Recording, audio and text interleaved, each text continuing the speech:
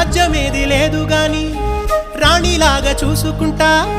కోట కట్టలేను గాని కళ్ళల్లో నిన్నే దాచుకుంటా రాత ఎట్లా రాసి ఉన్నా ఆ మార్చి నీతో రాసుకుంటా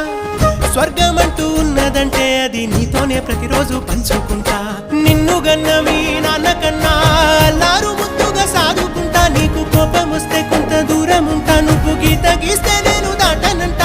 కంట నీరు కంటి రెప్ప దాటకుండా కాటుకై కావలుంటా